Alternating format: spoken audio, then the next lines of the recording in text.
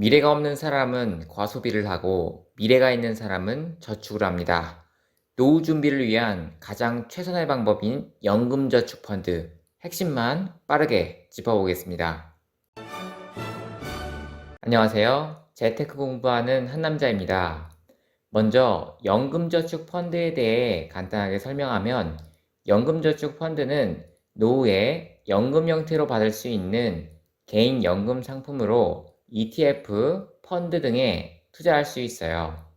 또한 나이나 소득에 제한이 없고 누구나 가입이 가능합니다. 그럼 연금저축펀드의 장점 세 가지를 바로 알아보겠습니다. 첫 번째로 세액공제가 가능합니다.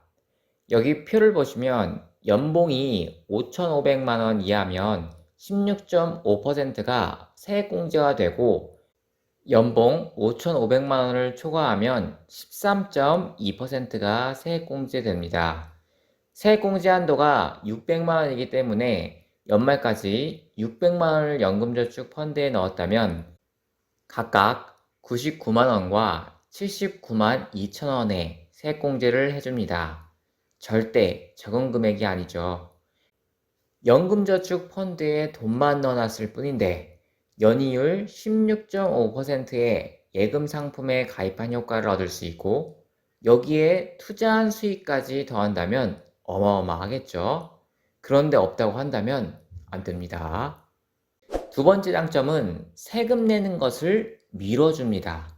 과세 이연이라고 하는데 이것이 장점이 뭐냐면 세금을 나중에 내니까 내지 않는 세금으로 재투자가 가능하다는 것입니다.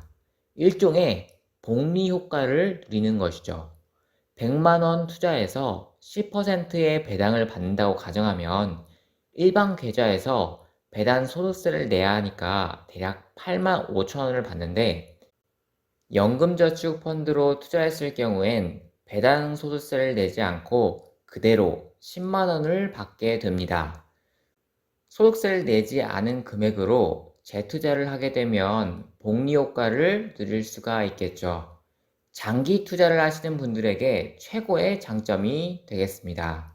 세 번째 장점은 세금을 조금 냅니다.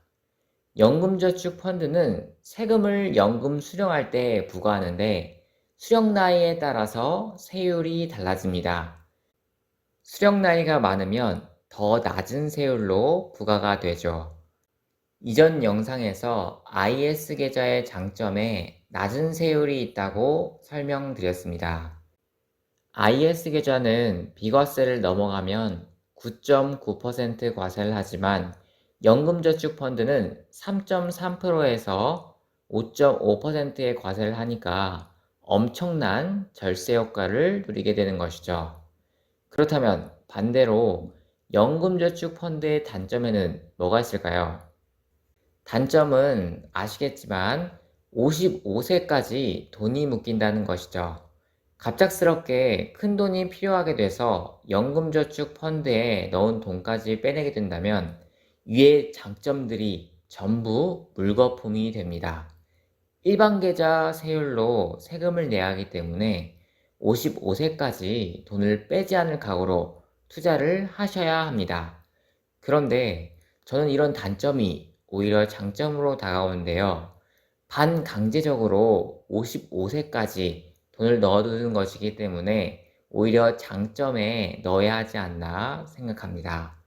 노후를 대비하고 장기 투자를 지향하는 저로서는 연금저축펀드만큼 최적화된 상품은 없다고 봅니다.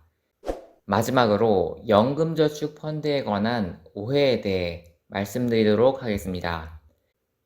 흔히들 하시는 오해가 무조건 세액공제가 되는 금액만큼 연말정산 환급금이 지급된다인데 이것은 세액공제에 대해 잘 모르시고 하시는 말씀입니다. 세액공제에 찍히는 숫자가 환급금이 아니고 말 그대로 세액공제는 세금 액수를 없애주는 역할이기 때문에 내야 할 세금이 없다면 그만큼 환급금이 없습니다. 연말정산에 관련된 부분을 여기서 설명하기엔 내용이 너무 길어지기 때문에 연말에 영상으로 자세히 다루도록 하겠습니다. 쉽게 말해서 소득이 없는 주부나 학생 같은 경우 세액공제 혜택이 없다는 것이죠. 그러면 소득이 없는 사람은 연금저축펀드 소용없는 것이 아니냐는 궁금증이 있으실 텐데 전혀 아닙니다. 앞서 말씀드린 연금저축펀드 장점인 과세이용과 낮은 세율은 너무나도 좋은 혜택인 게 자명합니다. 세액공제가 적거나 없다고 해서 연금저축펀드를 하지 않고 일반 계좌로 한다면 3배나 많은 세금을 내야 합니다. 이 영상을 보시는 분들은 세액공제에 해당이 안 되신다고 연금저축펀드를 배제하지 않으셨으면 합니다. 이러나 저러나 너무 좋으니까요.